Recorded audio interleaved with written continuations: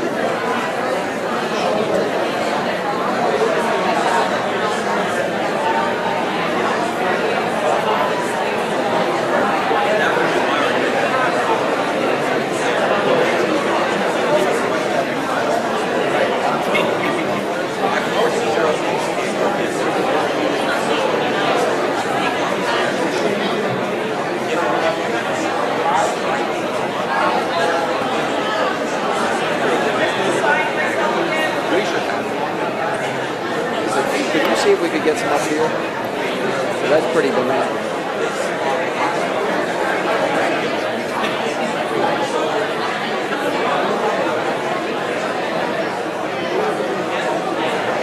Who's got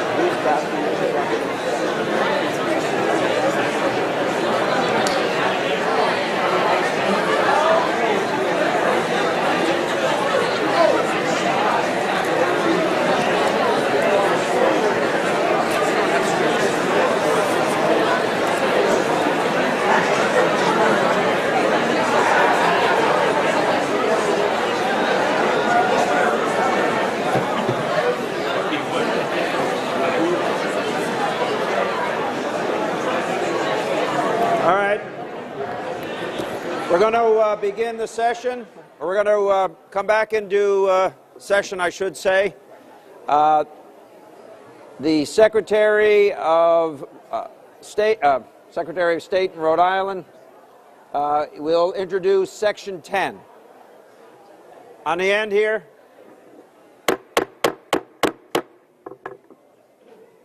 Here we go.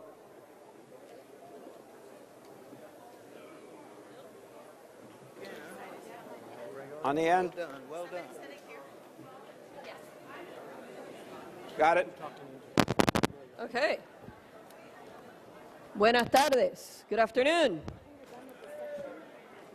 Thought I'd catch people's attention. Anyway, as Democrats, we believe, not buenas noches yet.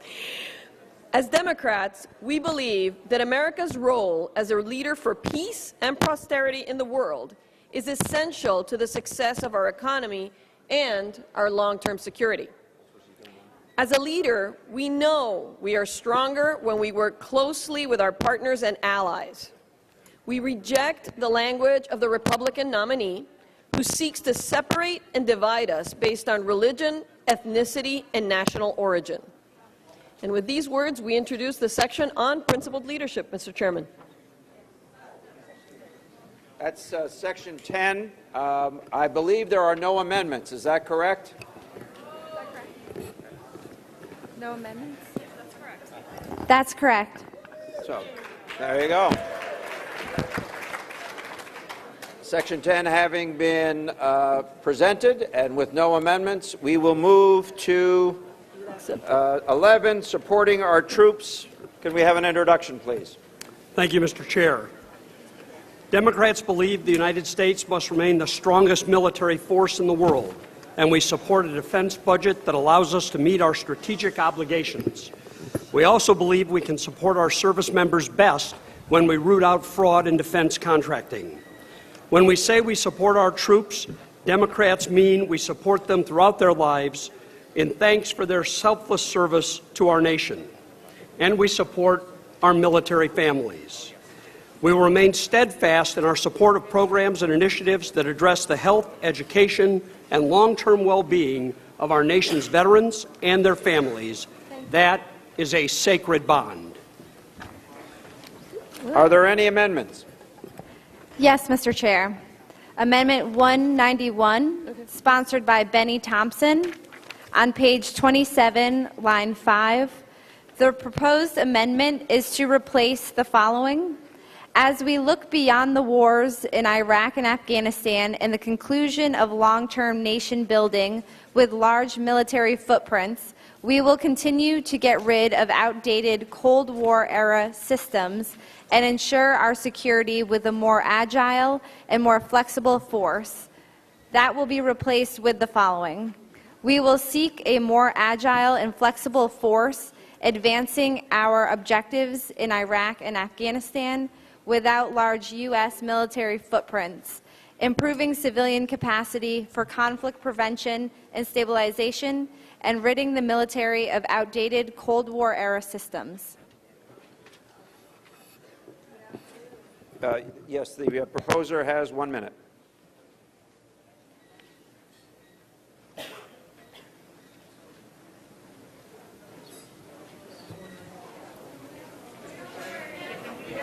So there's a, so this is. What's it? Okay, it's coming.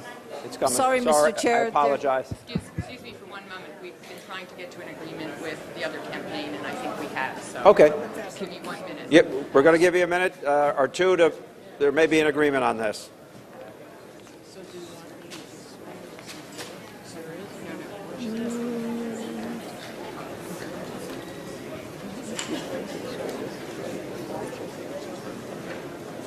Mr. Chair? Yes. My understanding that there has been agreement reached with the Sanders campaign and will be put into the manager's mark. Okay, so that means that 191 is being withdrawn and it'll be in a manager's mark, which we'll take up later. Thank you, Mr. Chair. Are there any other amendments with respect to this section? There is 27. Can you read it, please? Yes, Mr. Chair. Amendment number 27, sponsored by Rand Hawk. On page 27, line 24, the proposed amendment is to add after the words wounds of war the following. For all veterans serving on land, sea, or in the air in combat zones. The proposer has 1 minute. I'm going to withdraw this. Proposer has withdrawn. That's the entirety of the amendments that come before us in current form, both having been withdrawn. That's correct. Both having been withdrawn, we're going to move. That's another section that we've now completed. We're going to go to global threats. Mayor Lee. Which one is that? 83? No, that's being withdrawn. Democrats, in order to protect our country, Democrats are fully committed to marshaling a wide range of resources, including coalitions, partnerships, diplomacy, and development in combating climate change. And we will strengthen our homeland security, deal wisely and firmly with those who seek to imperil America or our partners, deter aggression, and promote peace. Thank you, Mayor. Courtney, are there amendments to this section? There are, Mr. Chair. Would you read the first? Have they been passed out? All right, okay. The package that you're looking for to take up this section has 83 on the front. Got it now? So, we have a few that have, all right, he's coming down, he's right there. They're being passed out. We'll wait a minute. Me? While they're passed out.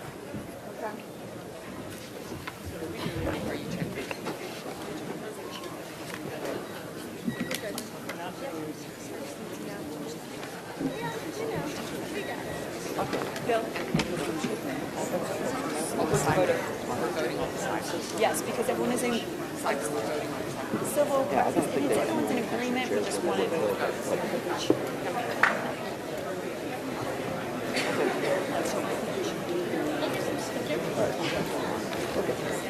I'm going to say if let me get through that. Let's say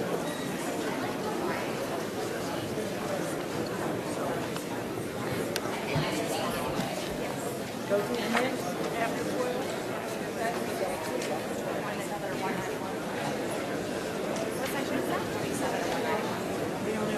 What's the title? Nope. We already did it.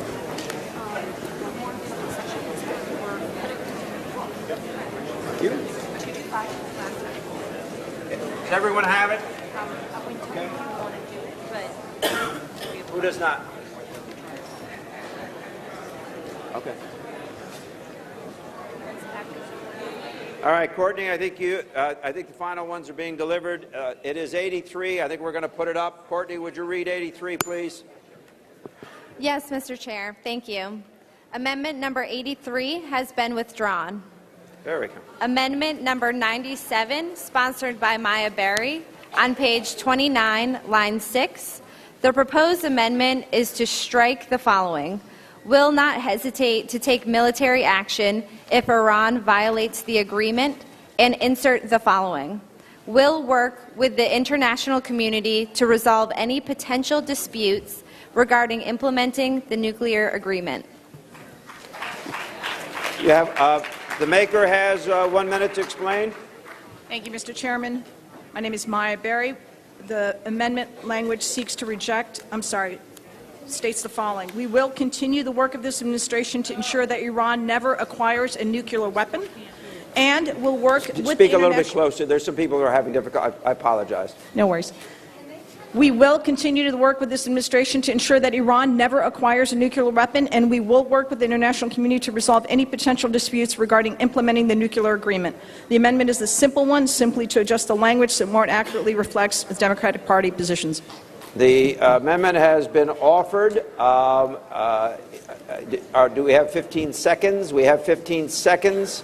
Are there individuals who are going to speak in opposition? I understand there are individuals who will speak in opposition. Therefore, we'll begin the 5-minute clock on the proposal side. Thank you, Mr. Chairman. The platform currently expresses support for the nuclear agreement reached with Iran. In the spirit of that agreement, and out of recognition for the need to give the agreement its full chance to be successfully implemented, we strike the language saying that the U.S. won't hesitate to use military force. This kind of language is unconstructive. It is the kind of saber-rattling that is not necessary to be in the Democratic Party platform. We have heard repeatedly, and it is accurate, this is an aspirational document where the goal should be peace and not war. Further, the language seems to undercut and contradict the commitment made elsewhere in the platform for war to be used as a last resort.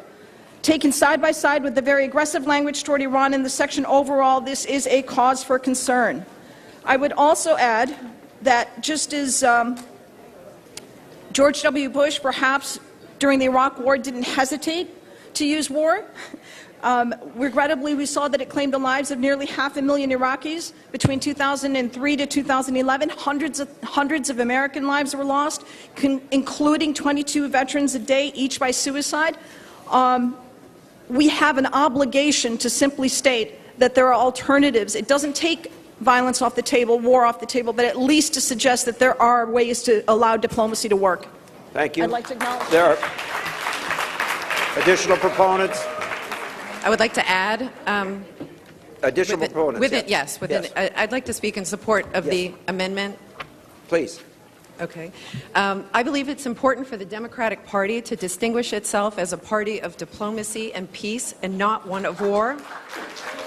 As Senator Bernie Sanders has pointed out, quote, we need a foreign policy based on building coalitions, not perpetual warfare in the Middle East. It is important for us as a party to take every opportunity to distinguish ourselves from the Republicans, especially their current nominee, whose reckless warmongering promises a future of insecurity for we Americans and for the people of the world. The current language in the platform that this amendment wants to strike is simply too aggressive and sends the wrong message. We should use every opportunity on the platform to be clear about our commitment to diplomacy and peace. Thank you. Okay.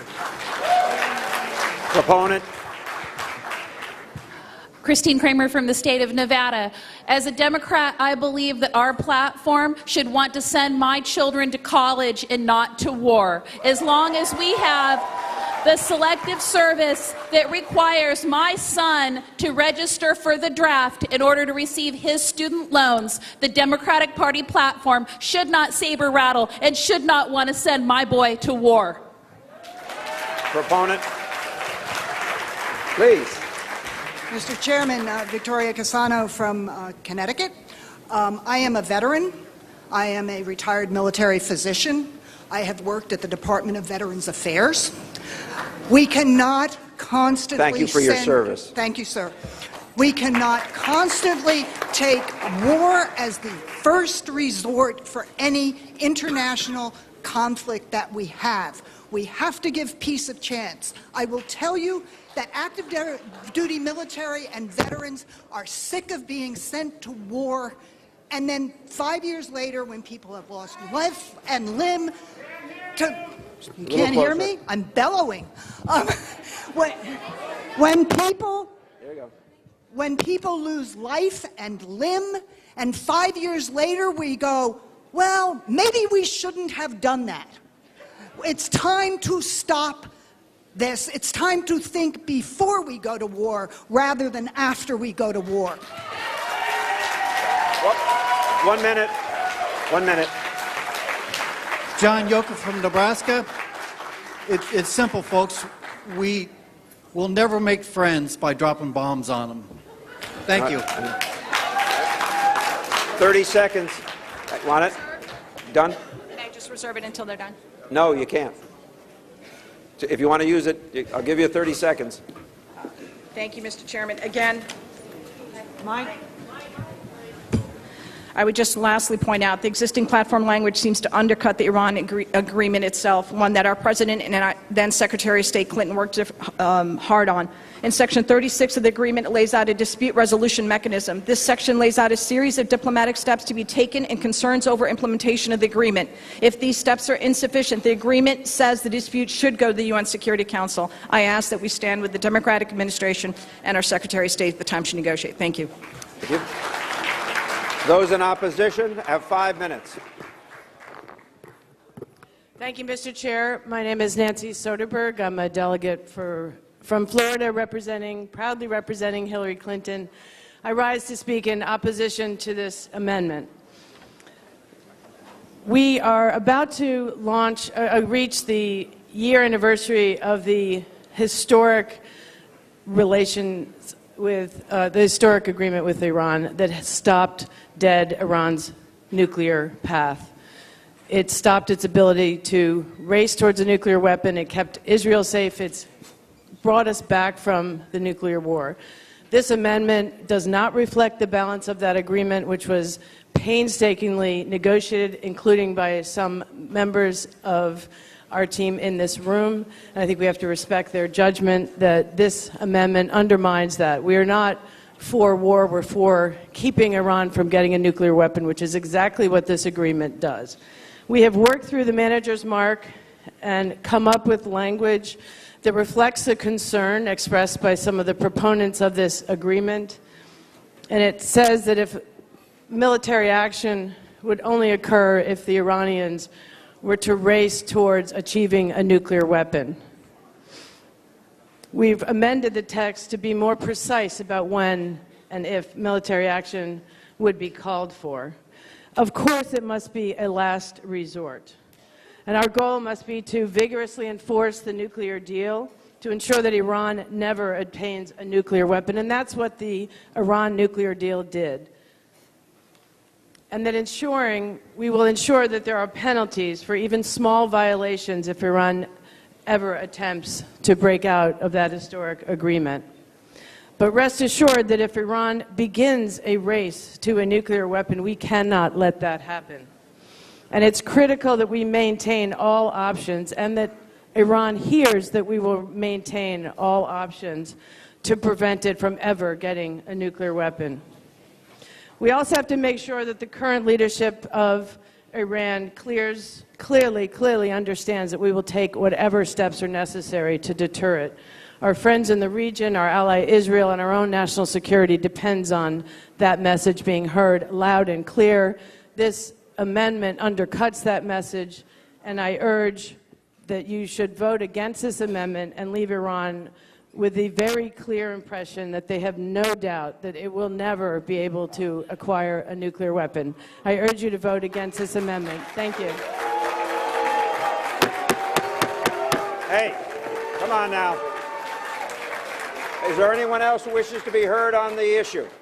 There being no further discussion of the issue, we will we'll raise cards and let's raise cards. All in favor of the amendment, raise your cards. Those against? Against has it.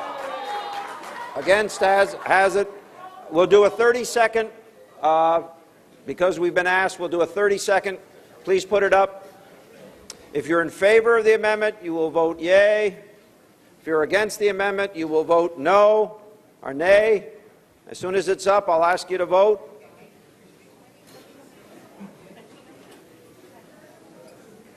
It is up. Go.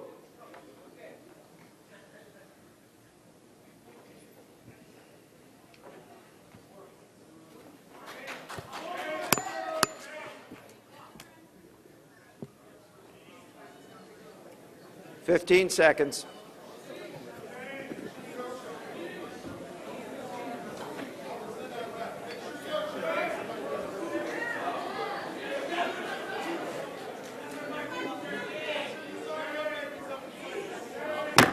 The amendment fails.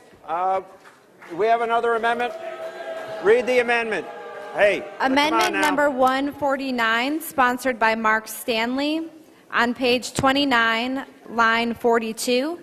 The proposed amendment is for this section to read as follows. We will also ensure a coherent strategy across federal agencies by building on the Obama administration's cybersecurity national action plan, especially the empowerment of a federal chief information security officer, the modernization of federal information technology, and upgrades to government-wide cybersecurity. The proponent has 1 minute, excuse me, I keep saying minute. Mr. Chairman, I'm Mark Stanley from Dallas. I would like to thank the DNC. Let me just ask you to I know we have people here, but we actually have people watching, and so if you look this way, they'll see you. Okay. I do want to thank the DNC for this very warm reception in Orlando and in this room. I do think that this amendment is a no-brainer. In recent years, several entities have been victimized by high-profile cyber attacks, from Anthem to Target to J.P. Morgan to the U.S. Office of Personnel Management, where they're getting all of our records, our health records and our financial records. Often out-of-country culprits doing this. They're trying to steal corporate secrets, and they're trying to gain geopolitical advantage. There's no way to prevent every data breach, but we must do all we can to prevent and remediate breaches by improving our defenses. Earlier this year, our President issued a national cybersecurity action plan to improve coordination on cybersecurity both within the government and within the private sector. It included a plan to hire the first ever Chief Information Security Officer, and it increased the budget by 35%. I think this is important to upgrade our cybersecurity defenses. I think it's a no-brainer, and I hope people vote for it. I gave you your full, a little extra time because I don't think there's anyone who's going to speak against it. Am I correct? No one's going to speak against it. I'll call seconds, 15. We have 15. I'm going to call for immediate vote. Raise your white card if you're in favor. Anyone wishing to be recorded as in the negative? It passed. 1, 2, 2 in the negative. 2 in the negative. Thank you. Do we have another amendment? Courtney. Yes, thank you, Mr. Chair. Amendment 155, sponsored by Timothy Wright, on page 29, line 43. The proposed amendment is to rename the section Cybersecurity and Online Privacy and add the following language. Democrats reject the false choice between privacy interests and keeping Americans safe. We need liberty and security, and each makes the other possible. We will protect the privacy and civil liberties of the American people, standing firm against the type of warrantless surveillance of American citizens that flourished during the Bush administration, and supporting recent reforms to government bulk data collection programs so that the government isn't sitting on millions of files that it collects and holds. The proponent has 1 minute to introduce. Mr. Chairman, Tim Wright from Illinois. As a lawyer, as a constitutional lawyer, I ask that we support and pass this amendment protecting our privacy and civil liberties. Thank you. That's the introduction. Do we have 15 seconders? We have 15 seconders. Do we have anyone who's going to speak in opposition? Anyone who's going to speak in opposition? With your permission, I'll go directly to a vote. But I wrote a great speech. I'm sure you did. You have my permission, Mr. Chairman. You get an A. All those in favor, please raise your white card. Those who wish to be recorded differently. I think it passes with one objection. Thank you. Do we have an additional amendment? We do, Mr. Chair. Point of privilege. There's a lot of talking and noise happening, and we're having a really hard time hearing. Okay. All right. So just when you use the microphone, please speak up, and everyone else try to keep it to a low sidebar. Okay. Courtney, please. Amendment number 166, sponsored by Nancy Soderberg, on page 29, line 43. The proposed amendment is for this section to read as follows. We support a national commission on digital security and encryption to bring together technology and public safety communities to address the needs of law enforcement, protect the privacy and security of all Americans that use technology, assess how innovation might point to new policy approaches, and advance our larger national security and global competitiveness interests. The proponent has 1 minute to introduce. My name is Nancy Soderberg, again of Florida, representing Hillary Clinton. This amendment quite simply puts forward a National Commission on Digital Security Encryption, which will help us better develop a balance between the need to protect individuals' personal information as well as providing law enforcement the necessary information they need. Are there 15 seconds? There are 15 seconds. Is anyone intending to speak in opposition? With your permission, we'll go directly to a vote. All those in favor, please. I'm sorry? You are going to speak in opposition. Okay. You may spend up to 5 minutes speaking in favor or any portion thereof. Thank you, Mr. Chair. To explain why we are asking for your vote, let me just take a brief moment and explain the balance that this amendment achieves. Encryption technologies are critical tools for protecting privacy and the security of individuals' personal information. At the same time, law enforcement and intelligence professionals need access to information to keep our country safe. As was apparent in the Apple versus the FBI case, encryption, in that case of a device at rest, and in other contexts of data in motion in end-toned conversations, can be an impediment to law enforcement obtaining the information it needs. Now, we recognize that this is a difficult balance in the middle of a conversation that we're having among ourselves, including in this room.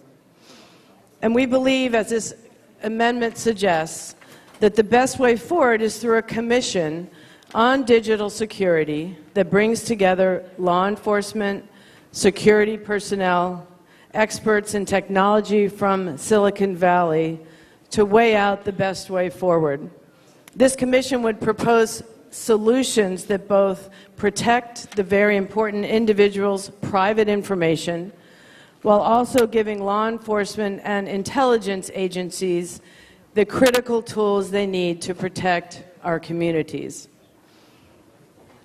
Lastly, these solutions should not undermine the very purpose of encryption itself, such as exposing our networks to hacking. This is a very important debate in our community. It deserves a commission to give all sides the appropriate balance, and I urge our members to support it. Thank you. Thank you. Anyone else wishing to be heard in support?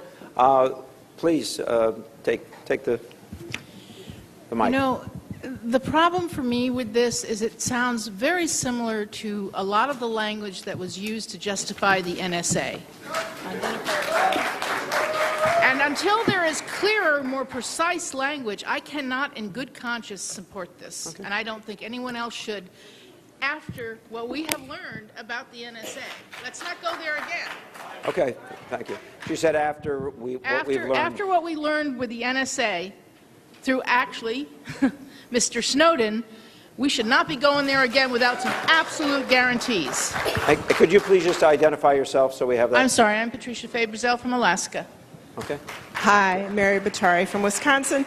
I am not an expert in this issue area, but this commission needs a lot further explanation. It looks like the Gang Up on Apple Commission on the encryption issue, which I know there's a lot of sophisticated analysis on both sides. So I just want to say I'm very dubious about it. Okay. Thank you. Anyone else wanting to be heard in opposition? There's one other person. Yes, thank you. Stephen Woodruff from the Northern Mariana Islands, and I just would say that I agree with the other persons who are opposing this that the language is too vague and ambiguous, and the only way that I would support a commission like this is if we also had language in there calling for amnesty for Mr. Snowden. All right, anyone else? I'm going to call the question. All those in favor of the amendment, please raise your white card. It would appear the ayes have it, but let's see all those in opposition. We're going to do a 30-second clock. Please do not vote until I ask you to. We're going to get that one day.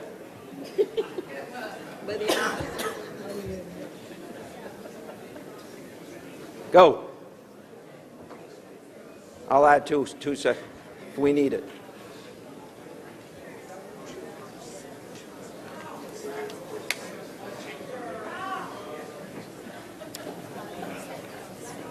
$15 seconds.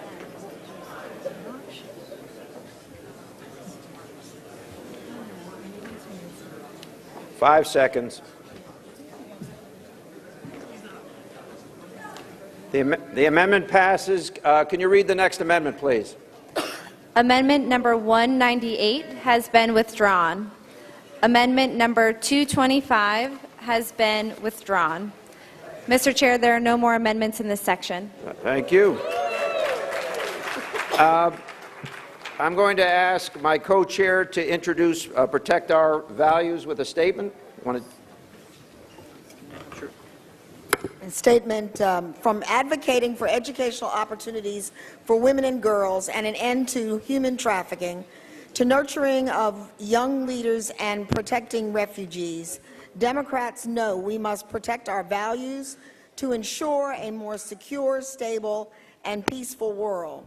Our values of inclusion and tolerance and our belief that all people are created equal inspire us to call for protections for religious minorities, universal rights, and the decriminalization of HIV and AIDS laws. It is before us. Are there any amendments? Yes, Mr. Chair. Thank you. Amendment number 165, sponsored by Roberta Achtenberg, on page 31, line 7. The proposed amendment is to add the following. Democrats believe that LGBT rights are human rights and that American foreign policy should advance the ability of all persons to live with dignity, security, and respect, regardless of who they are or who they love. We applaud President Obama's foundational memorandum to advance the human rights of lesbian, gay, bisexual, and transgender persons globally, which combats criminalization, protects refugees, provides foreign assistance, responds quickly to abuses, and engages international organizations on these rights. We will continue to stand with LGBT people around the world, including combating efforts by any nation to infringe on LGBT rights or ignore abuse. The proponent has 1 minute to introduce. Thank you, Mr. Chairman. I'm Roberta Achtenberg from California in support of the Hillary Clinton You're campaign. you can put, there you go. LGBT rights are human rights. So Secretary Clinton declared in 2011 before the United Nations Human Rights Council and told the world's leaders that gay rights are human rights, and henceforth this would be the foreign policy of the United States of America. May I complete? Thank you, Mr. Chairman. That means our foreign policy should promote human rights of LGBT people around the world. It means that we should work to advance the ability of all people to live with dignity, security, and respect, regardless of who they are, who they love, or where they live. Thank you, Mr. Chairman. Thank you. Are there 15 seconds? There are 15 seconds. Is there anyone who wishes to be heard in opposition? There is. In the absence of opposition, go ahead. I would like to offer a friendly amendment to this. LGBTQ is actually how we identify ourselves. This whole document is lacking the Q for queer. Yeah. Great. We'll take that up. We'll take it up as a technical issue to the technical review process. I assume it'll be acted on, but there's not an amendment process that would allow it. I don't think anyone's going to use one of their remaining amendments, but I'll refer it for technical review. Okay? With that understanding. With that understanding with respect to technical review, all those in favor raise your cards. Anyone wishing to be recorded in the negative? Just several. It passes nearly unanimously. Thank you. Are there any additional? There are no more amendments in this section. So that means we've completed that one. We're back to the Secretary of State of Rhode Island to introduce a leader in the world. Thank you, Mr. Chairman. Democrats firmly believe American leadership is essential to keeping us safe and our economy growing in the years ahead. Our party's presidential nominee will guide us in deepening alliances with Asia-Pacific countries, securing common democratic values in the Middle East, strengthening partnerships with African nations, and protecting the global economy. Great. Thank you. Do we have amendments to this section? We do, Mr. Chair. Thank you. Would you read the first? Amendment 98, sponsored by Maya Berry, on page 33, line 44. The proposed amendment is after the words provides the Palestinians with, add the following: an end to occupation and illegal settlements so they may live in. There we go.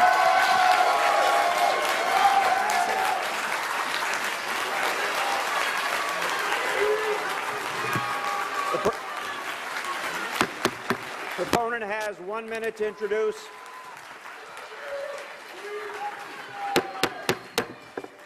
Thank you, Mr. Chairman. Colleagues, we've been very patient with each other. I think this one doesn't have to be a difficult one. The occupation of the Palestinian territories must end for Israelis and Palestinians to live in peace, security, and dignity with mutually recognized borders. In order to move closer towards a just, lasting resolution of this conflict, the United States must be a credible peace broker. This language simply adds the following to the sentence: we'll continue to work toward a two-state solution to the Israeli-Palestinian conflict negotiated directly by the parties that guarantees Israel's future as a secure and democratic Jewish state, and recognize borders that provide the Palestinians with an end to occupation and illegal settlements so that they may live in independence, sovereignty, and dignity. Do we have 15 seconders? We have, hold them up, we have 15 seconders. We now will give, I know that there are some people who will speak in opposition. I'm going to open your 5-minute clock. At this point, because this may be a contentious issue, does everyone have their clicker? All right?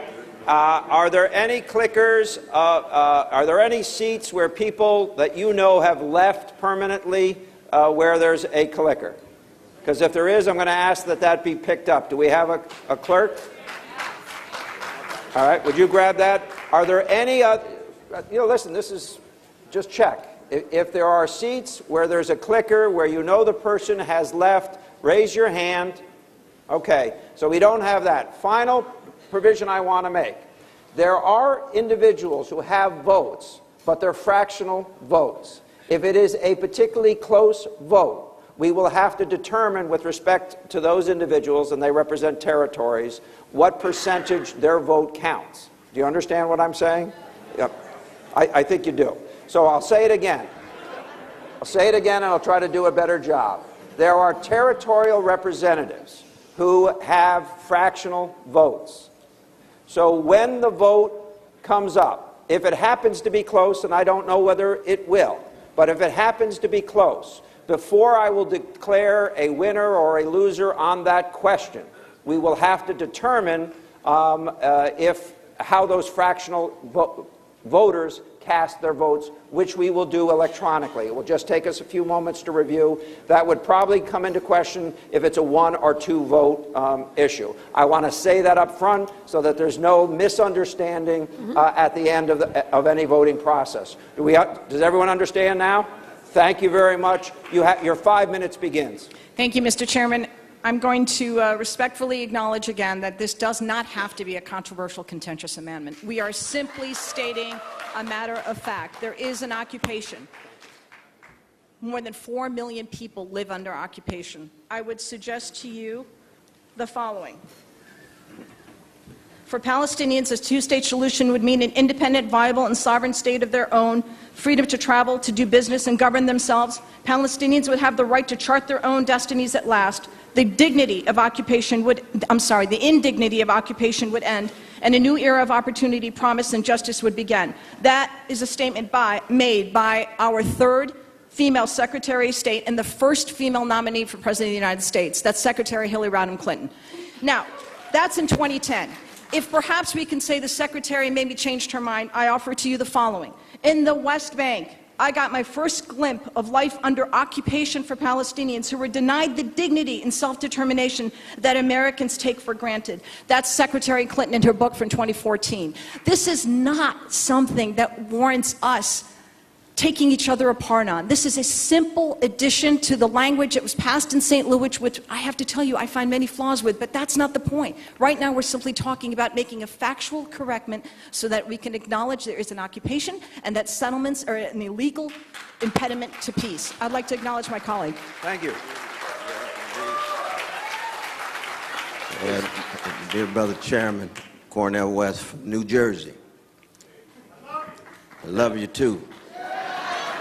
But I come from a people who've been terrorized and stigmatized and traumatized for 400 years, and I was raised in a West family in a Shiloh Baptist church that taught me to tell the truth, and the condition of truth is always to allow suffering to speak.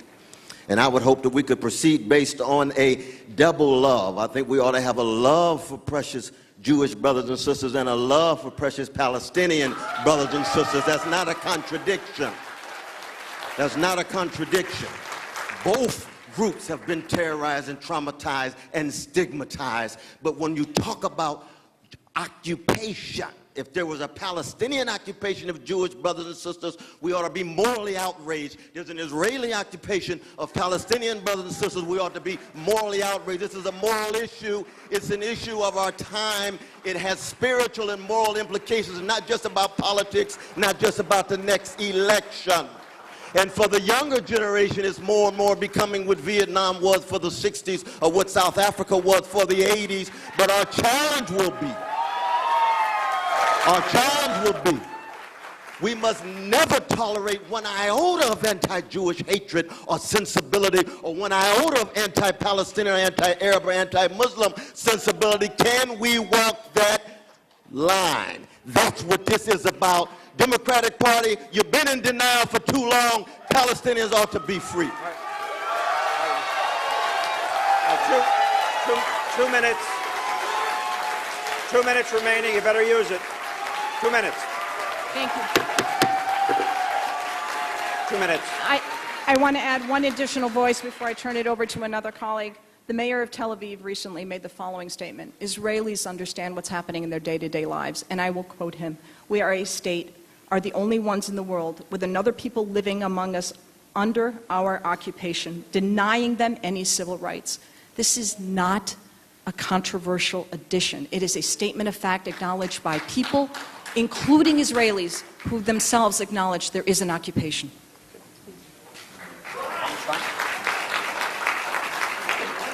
One minute. My name is Jane Kwiatkowski, and I'm from Oregon. And I would just like to add remarks. I also tried to write an amendment about this, and this is just personally how it strikes me, that Palestinians have a right, just like Israelis, to independence, self-determination, sovereignty, peace, and dignity in their own land with recognized borders in their own viable state. Palestinians everywhere in the region have an immediate human right to adequate, healthful food, clean and sufficient water, adequate sanitation, and ready access to medical care. They further have a human right to decent, permanent housing, schools, and community institutions. And finally, they have a right to freedom of movement in order to easily access jobs, visit family and friends in other locations, engage in marketing and trade, and not live under conditions of confinement or siege. Israelis and Palestinians alike deserve security, recognition, and a normal life free from terror and incitement. Thank you. Thank you. That concludes that side. Those who are opposed to the amendment have 5 minutes. Go ahead, please. Thank you, Mr. Chairman. It's Nancy Soderberg again with the Hillary campaign from Florida. As the distinguished Dr. West said, we must find a way to walk the line and help the Israelis and the Palestinians achieve dignity, justice, democracy, and independence, and this draft does exactly that.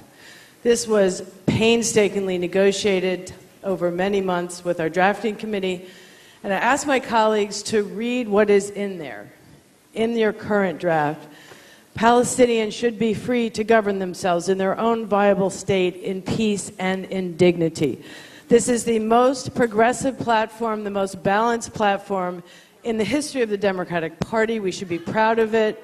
We have painstakingly done this. Stop, please. The only way we're going to secure peace, dignity, and justice for the Palestinian people, along with security for Israel, is through negotiations, and those negotiations have to be led by the United States. This proposed amendment undermines the ability... We can't talk about tolerance if we're going to interrupt the speaker. Please. This amendment would undermine the ability of the next President of the United States, Hillary Clinton, to lead the effort to negotiate an end to this conflict and an independent state for both. So I ask my colleagues to vote no. Thank you. Additional speakers? Additional speakers? Please, Mayor. Thank you, Mr. Chairman. Steve Benjamin. We should be proud of this draft platform. We step into new territory. The very first time that we put our party on record in support of two states, a Palestinian state, one with independence, sovereignty, and dignity, and a free and democratic Jewish state of Israel. There are many difficult issues. And I've been to the Middle East. I've been to both Arab and Jewish, the Jewish country of Israel. There are many difficult issues to be negotiated. Borders, security, Jerusalem, and refugees. They are difficult issues, and they all affect each other. Ultimately, it's up to the Palestinian and the Israeli leadership to make the tough choices that must be made. We cannot and we should not identify one final status issue over the others. The parties must negotiate. We cannot prescribe specific outcomes that undermines the entire deal. To encourage peace, to realize peace, to support a fair two-state solution, we must defeat this amendment and support the base text of the platform. We should be proud that our platform, the Democratic Party platform, for the very first time supports the only path to two states, bilateral negotiations between Israel and Palestine. And Palestinians. Thank you. Any further comment against? I want to thank the speakers for their presentations and the respect that they have shown for each other. With that, we'll go immediately to electronic vote. We'll leave it up for 60 seconds, and we'll record the vote. Can we get it up? Please don't vote until such time as I ask you to. You may vote.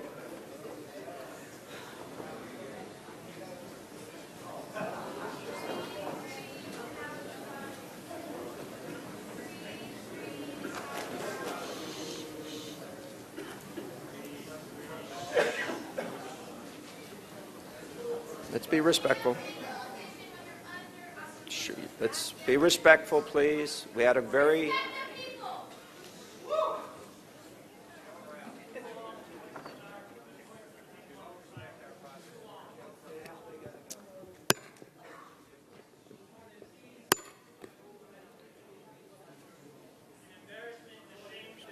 Please. 15 seconds.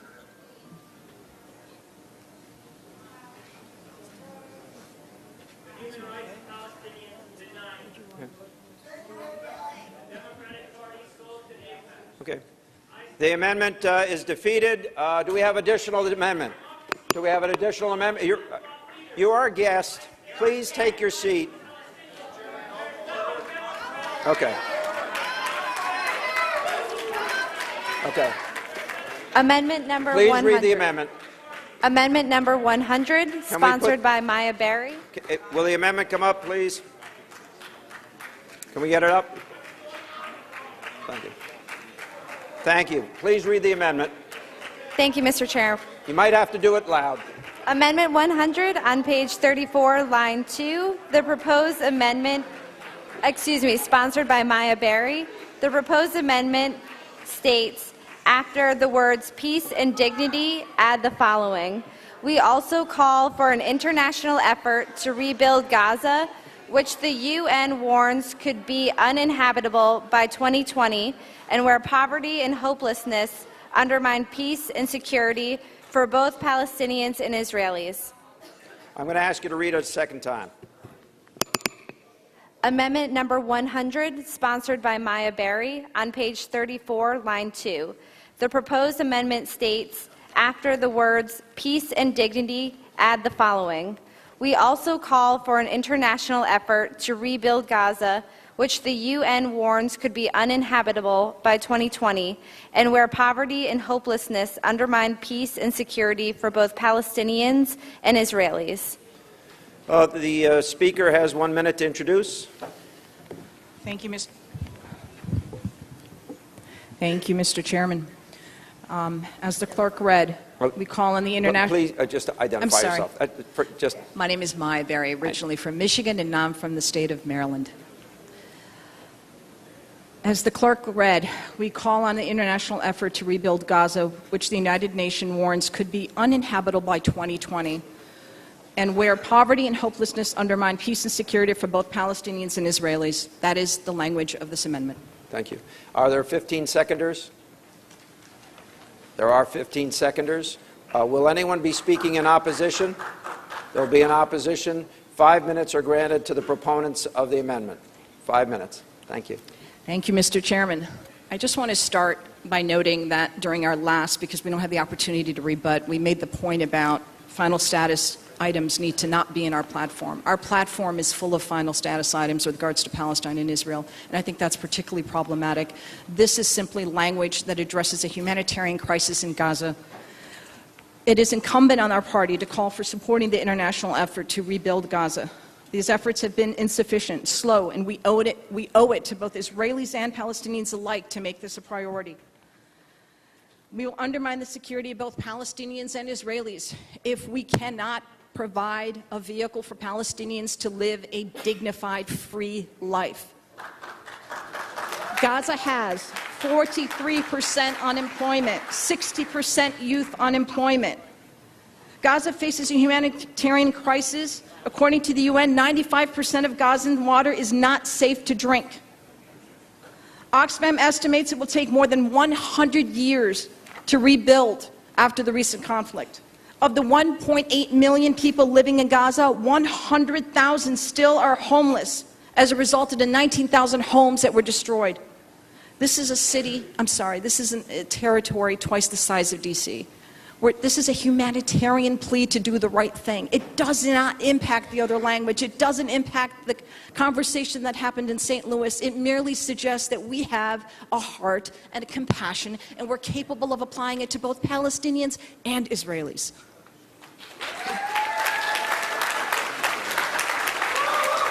Brother Chairman, one of the great prophetic figures of the 20th century, Rabbi Abraham Joshua Heschel, said, indifference to evil is more evil than evil itself.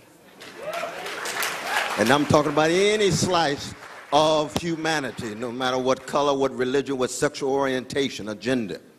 And when you're talking about Gaza, you're talking about a level of such incredible misery and unbelievable suffering. And during the attacks just a few years ago, over 2,000 were killed, over 500 babies were killed, and not a mumbling word from any of our political elites. What is going on in this country? What's going on among our elites? Are we so paralyzed? Are we so debilitated by either money flowing or indifference in our hearts? I would hope not. That's what the legacy of Martin Luther King Jr. and Dorothy Day and so many others are all about. And if this party is going to pose and possibly got an even-hand orientation, we will always say, no, you don't. You have to be equally concerned about our precious Jewish brothers and sisters who have to deal with the crimes coming out of Hamas. Yes, Hamas has to take responsibility for killing innocent people, and that's a crime against humanity, but so does the IDF, so does the Israeli Defense Forces when they kill innocent folk on the other side. If we are not able to deal with that, then we're in the same condition that this party was in 80 years ago when it didn't want to deal with Jim Crow, didn't want to deal with lynching, locked in a state of denial and saying somehow these Negroes are going to make it through with this misery. I refuse to reach that conclusion. Thank you, Dr. That's West. why we ought to be concerned about Gaza. Thank you, Dr. West. We have one and a half minutes remaining in the debate. 1.5 minutes.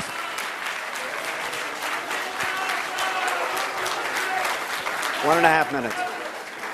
Nancy Jacobson, Florida. I rise in support of the amendment. It is a humanitarian crisis, and this is when America is at its best, when we help others.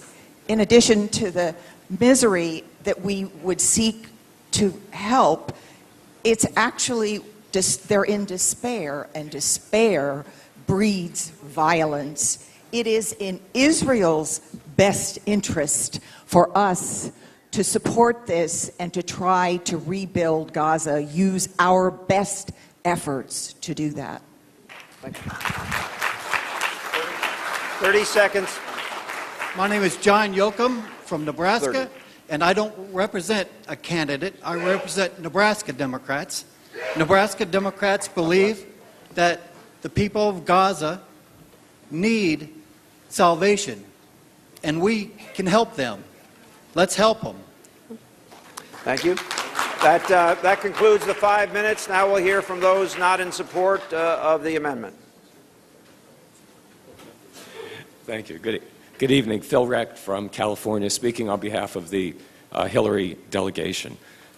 We all agree the situation in Gaza is a terrible tragedy, and that Gaza needs financial assistance to restore and rebuild its economy. But the poverty and the hopelessness in Gaza are not the result of the lack of support or desire to rebuild Gaza. In fact, Israel and the international community already provide and allow, albeit not without significant difficulties, for the flow of humanitarian aid, including food, medicine, building materials, water, and electricity to Gaza. Instead, as the platform suggests, the real key to ending the suffering in Gaza is a two-state solution that does two things. One, provides Palestinians with independence, sovereignty, and dignity. And secondly, that guarantees Israel's future as a secure and democratic state with recognized borders.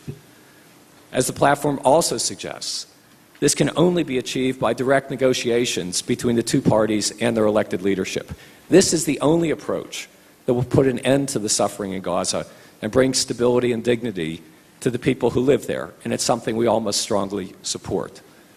The amendment, while drawing attention to the terrible suffering and plight in Gaza, nonetheless distracts from this focus, and we urge opposition. Thank you.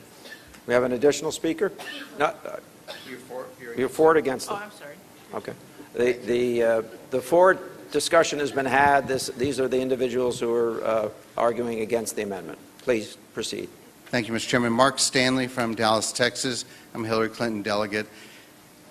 I want to put a practical spin on this. There's no one who doesn't feel the compassion for people who are suffering.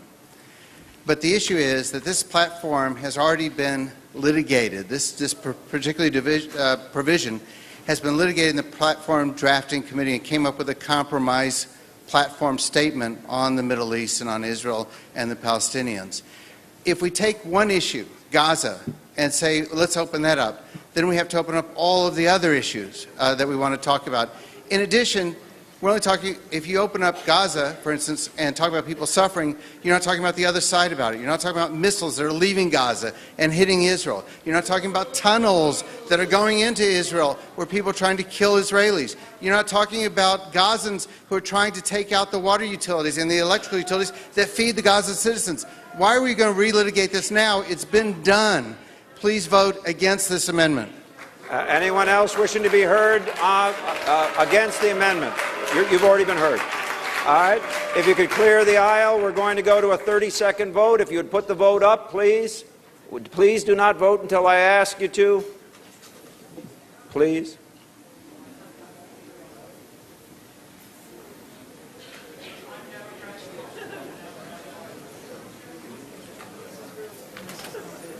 Please vote.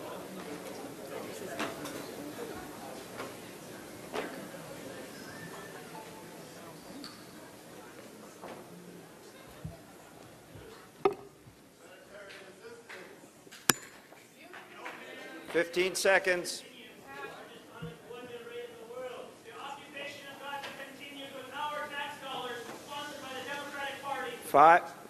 Five seconds, please. Okay, the amendment fails. Do we have an additional amendment? We do. Thank you, Mr. Please Chair. read the amendment. Amendment 162 has been withdrawn. Amendment 114, sponsored by Terry Tucker, on page 34, line 32. The proposed amendment is to insert after the word economies the following. Democrats applaud President Obama's national strategy for combating wildlife trafficking and his commitment to preserving the Earth's natural beauty for future generations. Democrats support science-based management of iconic wildlife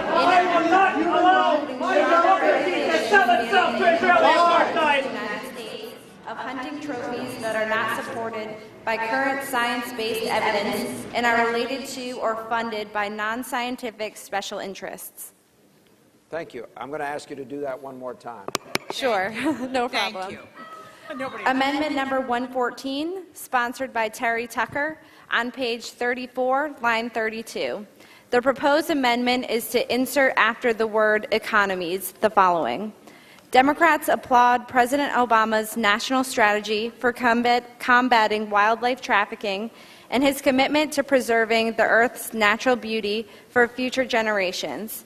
Democrats support science-based management of iconic wildlife in Africa, including stronger regulations banning the importation into the United States of hunting trophies that are not supported by current science-based evidence and are related to or funded by non-scientific special interests. The proponent has 1 minute to speak. Okay. My name is Terry Tucker. I'm from Colorado. I doubt very many people in this room know much about this subject, but I do. I've worked in Africa volunteering with big cat conservation for many, many years. I have a report by our Democratic House Natural Resources Commission that talks about this. Let me read their summary very fast. On paper, the countries examined in the report have equally strong frameworks for ensuring that trophy hunts benefit species conservation. Unfortunately, the implementation of these frameworks has in many cases been marred by corruption and has not produced the advertised and desired results. The recent decision by the Fish and Wildlife Service to ban imports of African elephant trophies from Tanzania and Zimbabwe is a promising development. However, the agency is not making full use of its significant authority to ensure that American trophy hunters are not making a bad situation worse for African wildlife. I'd like to tell you a couple of things. Everybody remembers Cecil the lion. We are using Cecil. That's your 1 minute. Let me ask you, are there 15 seconders? There are 15 seconders. Is anyone desiring of being heard in opposition? Anyone desiring of being heard in opposition? With your permission, I'm going to call the vote. All those in favor of the language as proposed, please raise your white card. Anyone wishing to be on record as against? You've won the argument. Thank you. Very much. Thank you. Hopefully that takes it down a notch. Courtney? Amendment number 192 has been withdrawn. Amendment number 226, sponsored by Russell Green, on page 35, line 5. The proposed amendment is to insert a section called Global Climate Leadership, which reads, Democrats believe it would be a grave mistake for the United States to wait for another nation to lead the world in combating the global climate emergency. In fact, we must move first in launching a green industrial revolution because that is the key to getting others to follow, and because it is in our own national interest to do so. Just as America's greatest generation led the effort to defeat the Axis powers during World War II, so must our generation now lead a World War II-type national mobilization to save civilization from catastrophic consequences. We must think beyond Paris.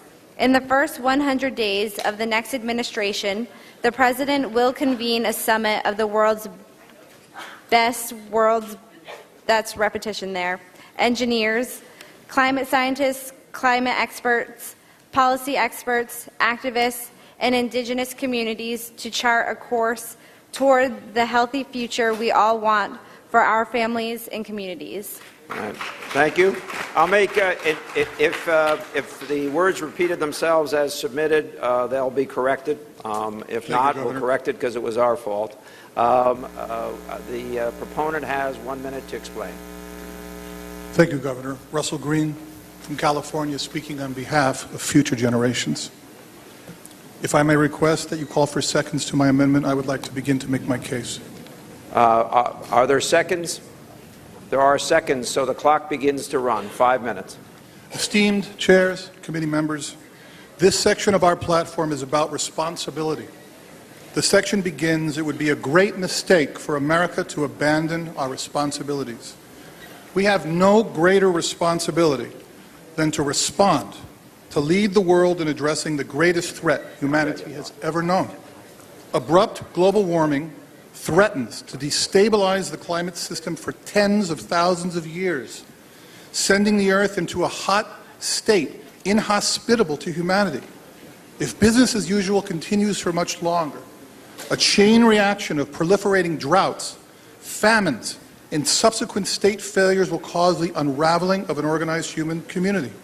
Furthermore, the global economy's overshoot of the planet's limits has initiated the sixth mass extinction of species, which threatens to wipe out much of life on Earth within this century. If allowed to unfold, it would take some 10 million years for life to fully recover. This is the truth. Responsibility, something that demands a response to the best of your ability. America must rise to this moment. We must declare that we will.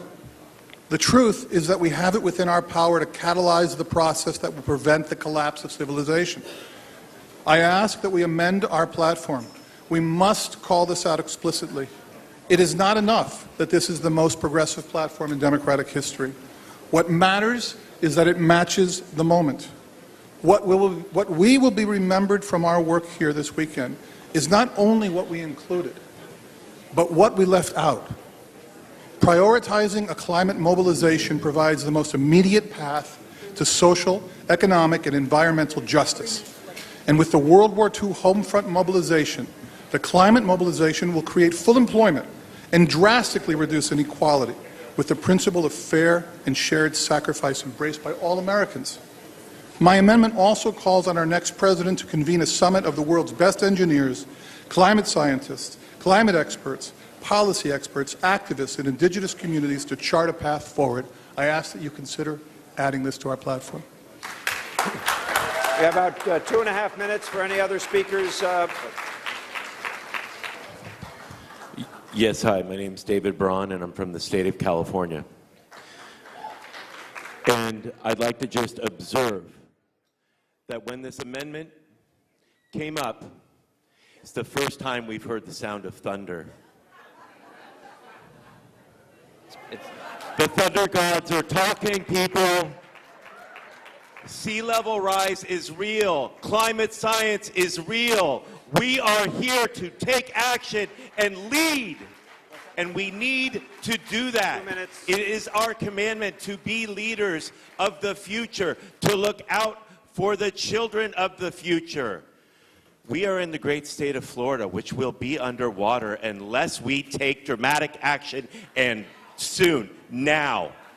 Now is our moment.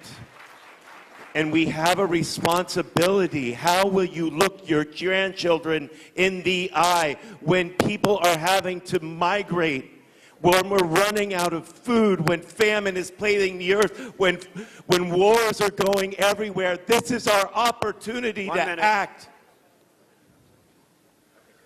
I ask you, I know people have been voting in blocks all day, but I ask you to reach and look into your heart and think about looking into the eyes of your children, the eyes of children who will be suffering in third world nations. We're America. We're leaders. This is the Democratic Party. We're the party of FDR. We're the party of the New Deal. In 1940, we had no army and no navy to speak of, but by 1945, by golly, we had the biggest army and the biggest navy in the world. We can do this if we put our heads to it. Thank you. But the fossil fuel naysayers are going to tell us we can't do it. Thank you. Don't believe the hype. Renewable energy now. Thank you. Thank you. Is there anyone wishing to be heard in opposition? Is there anyone wishing to be heard in opposition? There being no one wishing to be heard in opposition, I'm going to call a question. All those in favor, raise your white card. Okay. Oh. Here's one. Everyone who support. I'm sorry. That's in favor. This is everyone in favor. Please raise your hands. Okay. Everyone in opposition, please raise your hands. I would say the amendment passes.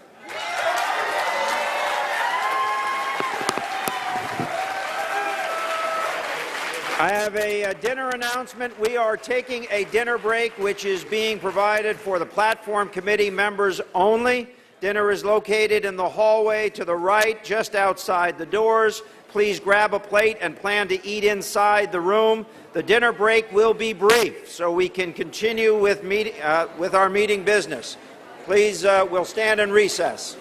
Thanks. We got through. Lunch.